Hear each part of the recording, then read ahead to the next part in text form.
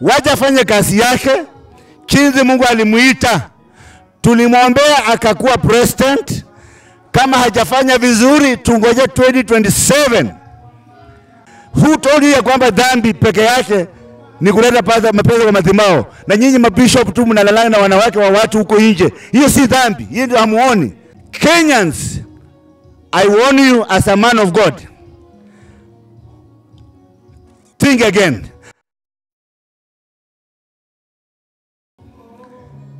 Kwa usito sana ningetaka niongee kitu kuhusu Kenya yetu hii. Na hii kitu ni kitu ya maana sana. Mkenya mwenye anamcha Mungu inabidi usikie. To make the matter worse, hata paka sisi watu wa kanisa tumechanganyikiwa to an extent wa kwamba we are siding with the people who do not know God to fight the church. Mimi nataka niseme hivi. Kanisa la Mungu lazima liheshimiwe. The first president of Kenya alikuwa Kenyatta. Kenyatta alikuwa anakunywa mvinyo. The second president wa Kenya alikuwa Moi. Moi hakuwa anakunywa mvinyo, alikuwa anamcha Mungu na alikuwa anasaidia kanisa. The third president wa Kenya alikuwa Kibaki. Kibaki alikuwa anakula hiyo kitu kabisa. Hatukuwa nakuwa na kelele unasikia saa hii. The fourth president wa Kenya akawa Uhuru Kenyatta. Kenyatta alikuwa Uhuru alikuwa anakunywa mpaka anajisahau. God has given us a president mwenye hakunywi. God has given us a president mwenye anafanya kibibilia. Biblia inasema kwamba hata kings walikuwa wanabeba blessings wakienda kuona a man of God in the Old Testament. Hawakuwa wanaenda mikono mikafu. Kanisa ndio linangoja inji. Maombi ya mtu watu wa Mungu ndio inalinda hii Kenya. Lakini saa hii imekuwa kicheko. Ukiitwa mahali pastor, watu wanakuangalia kama wewe umepotea. Kwa nini? Atulipikia President Ruto kura. Kenyans, I want to warn you as a man of God.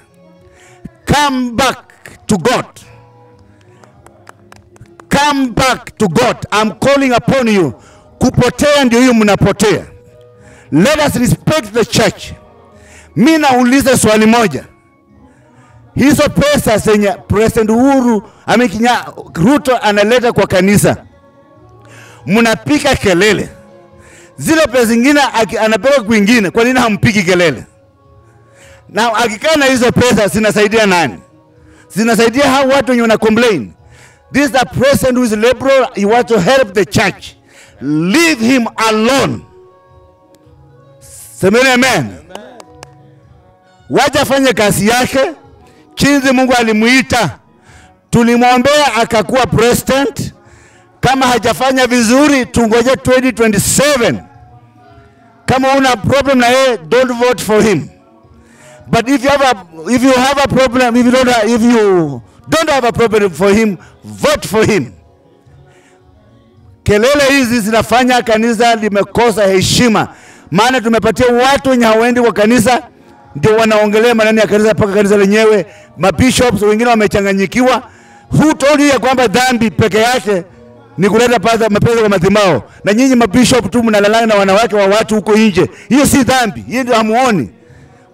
Kuna dhambi ni mingi. Tuwaje President Ruto afanye kazi yake amalize. Kama mnataka mwenye anakunywa pombe arudi, mumpigie kura arudi pale Koinange. Nana na vet hizo pesa nisema zinatoka wapi? Nana na vet pesa za kanisa najua kwa maana mwizi analeta, lakini za Ruto ndio ziko na dhambi. Kenyans, I warn you as a man of God. Think again. Let us address the issues that matter. Kama ushuru iko juu, let us talk about ushuru. Kama kuna corruption, let us talk about corruption. But leave the church of Christ alone. And leave the church of Christ alone. And let the president rule. Amalize. Kama kuna issue, Now you can tackle. I would like to address the nation of Kenya.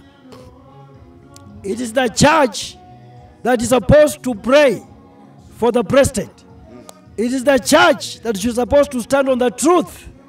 It is the church that should not be turned against its own. Yes. Yeah. What am I trying to say? Yes.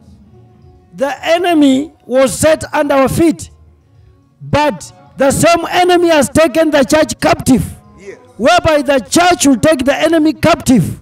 What am I trying to say? If you are a bishop, you are a pastor, you are an evangelist, you are a church worker, you are a servant of God, the most important thing to do is to go on your knees Yes. and change the situation. Yes. We can see Peter was put in prison, Yes.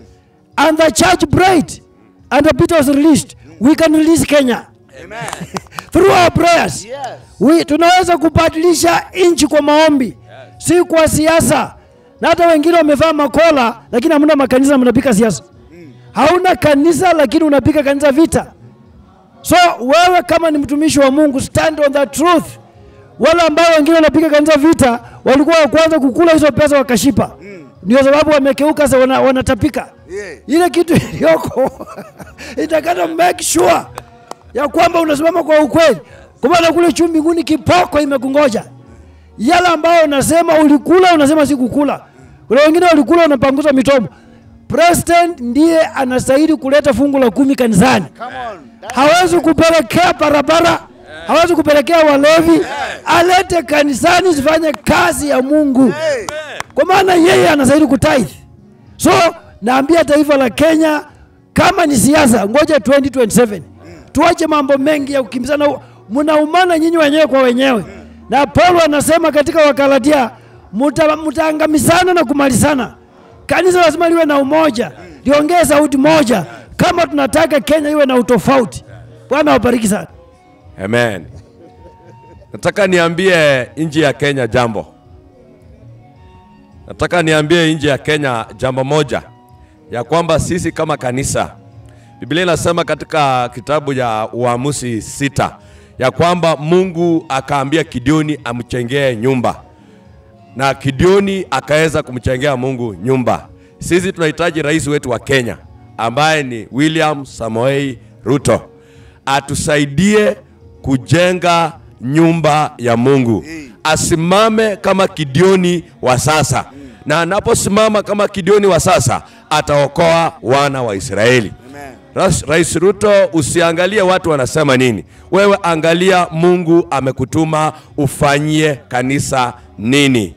Barikiwe sana. Kwa majina, mimi ni Askofu Zablon Mkoshi, nikiwa chairman wa Kakamega Mashinani Pastors Fellowship.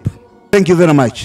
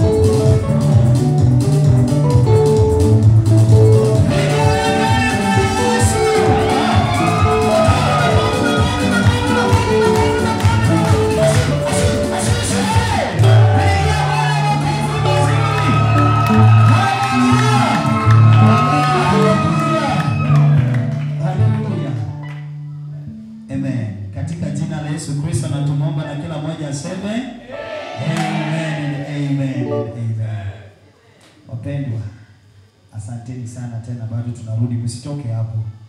Karibu sana pastor. Bwana Yesu asifiwe. Pigieni hawa wapendwa makofi jamani. Yesu makofi, piga makofi. Piga juu. Hii mko na njaa nini? Tunataka ni wakati mwingine pia tunataka tuweze kutoa sadaka zetu.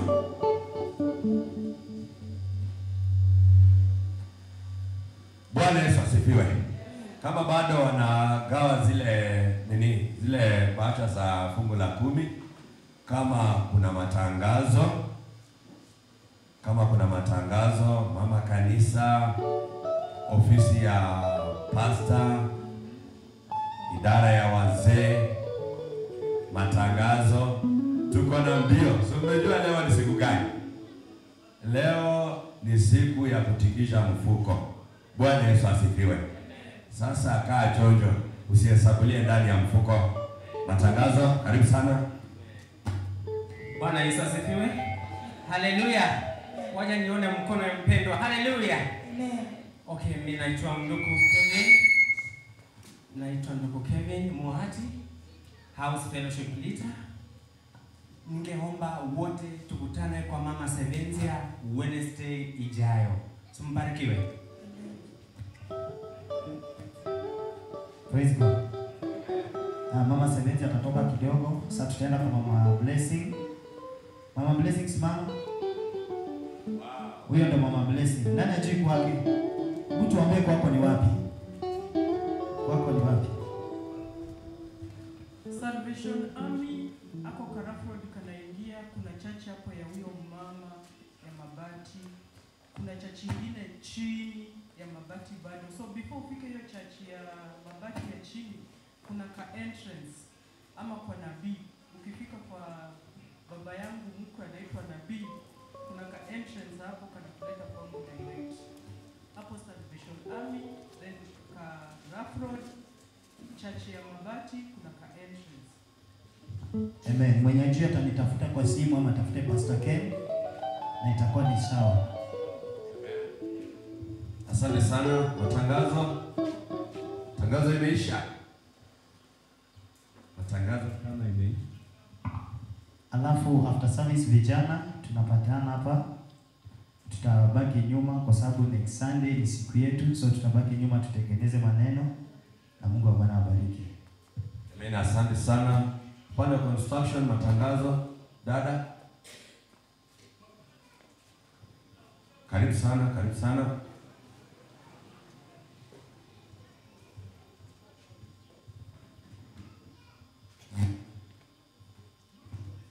Praise God. Amen. Bwana Yesu asifiwe. Bwana Yesu asifiwe. Amen. Bwana amekasirika. Uko sawa? Uko sawa sivyo? Kwa hivyo tusiondoke. Leo ni leo. Semaye kesho